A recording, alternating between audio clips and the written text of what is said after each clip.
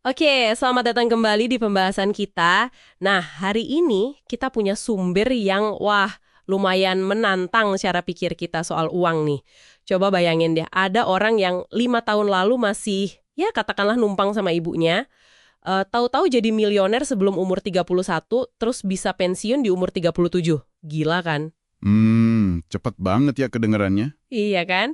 Nah, kita mau kupas nih pandangan radikal dari sumber ini. Kita bandingin jalur tradisional yang pelan tapi pasti sama yang disebut penulisnya ini fast lane, jalur cepat gitu.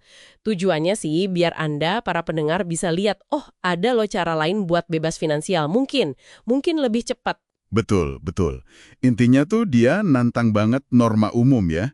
Yang biasanya nyuruh kita kan kerja keras puluhan tahun, nabung, investasi pasif, terus baru deh pensiun kaya pas tua.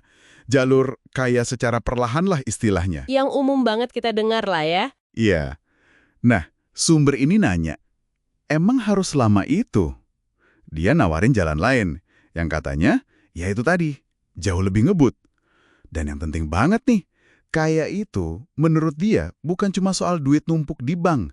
Yang paling utama itu ternyata kebebasan. Oke, menarik.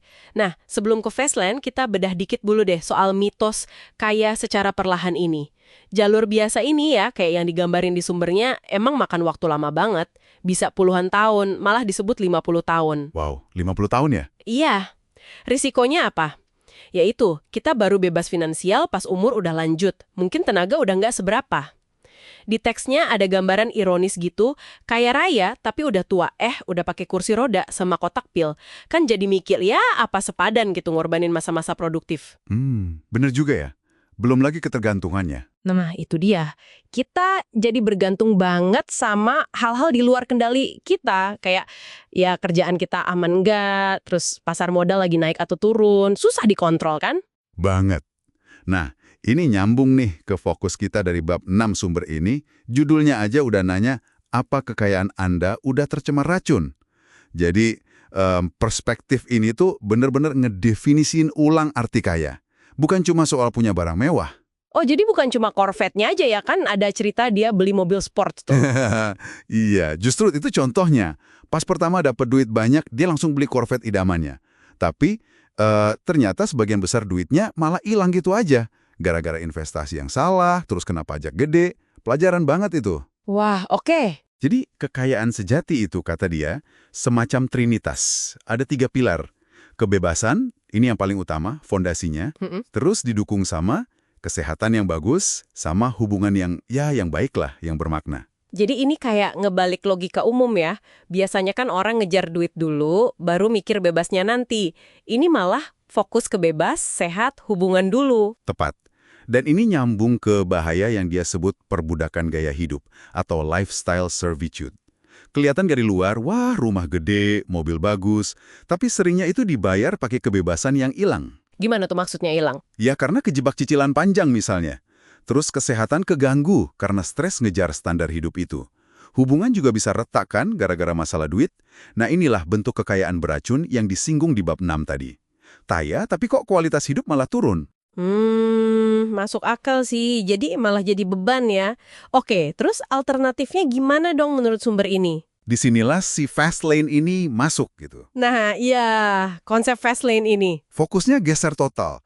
Udah bukan nabung dikit-dikit dari gaji atau ngarepin bunga majemuk pasar modal 40 tahun lagi gitu ya. Yang butuh sabar banget itu ya. Banget. Tapi ini lebih ke gimana caranya kita bangun sistem bisnis. Sistem yang bisa ngasilin duit. Idealnya sih kepisah dari waktu kita. Contohnya, ya sih penulis itu, dia ngubah layanan webnya yang tadinya butuh dia kerja terus, jadi sistem otomatis. Oh, jadi kayak autopilot gitu. Kurang lebih gitu hasilnya. Kerjanya jadi lebih dikit, tapi duitnya ngalir terus. Ini sering dibaratkan kayak nanam pohon uang.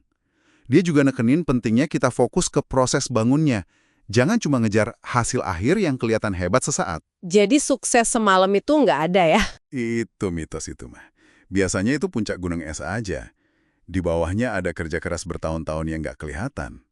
Intinya, kita mesti gerubah dari cuma jadi konsumen, jadi produsen nilai. Oke, jadi produsen ya kuncinya. Betul. Dan ini beda banget sama keterbatasan jalur lambat tadi. Kerja biasa kan, ya dikritik karena nuker waktu kita yang berharga, seringnya 5 hari kerja tuh cuma buat dapat 2 hari bebas. Potensi penghasilan juga terbatas kan?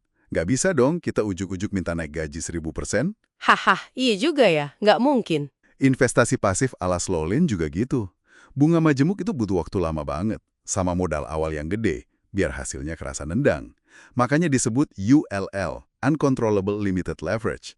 Daya ungkitnya terbatas dan di luar kontrol kita. Oke, ULL. Terus Fastlane? Nah, Fastlane nawarin kebalikannya. CUL, Controllable Unlimited Leverage.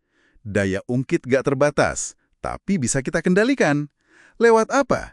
Ya lewat sistem bisnis tadi. Sistem bisnis yang kayak gimana tuh contohnya? Di sumbernya disebut ada 5 bibit sistem bisnis potensial atau pohon uang itu. Ada sistem sewa, kayak properti atau lisensi. Sistem komputer atau software, ini skalanya bisa gede banget. Sistem konten, kayak buku, blog, video.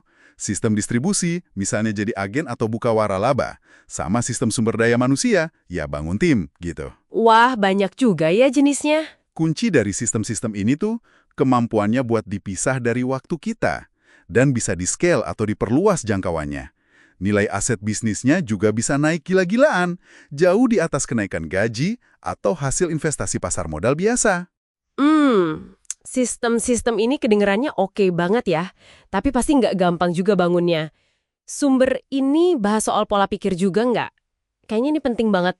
Oh, iya dong. Krusial banget malah. Dimulai dari kekuatan pilihan katanya. Pilihan-pilihan kecil kita tiap hari itu ngebentuk kebiasaan. Kebiasaan ngebentuk proses jangka panjang kita.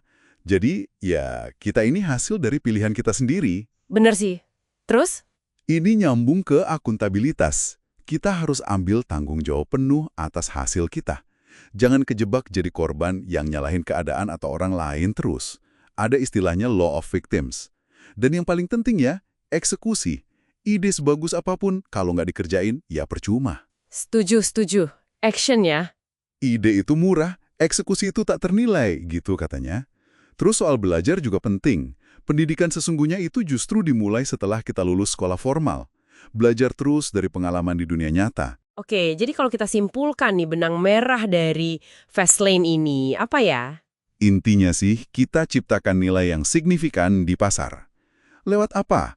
Lewat sistem bisnis yang bisa kita kontrol dan kita perbesar skalanya. Entah itu skala jangkauannya luas atau skala nilai per transaksinya tinggi. Ini disebut hukum efection. Dampak kita nentuin pendapatan kita. Dampak menentukan pendapatan.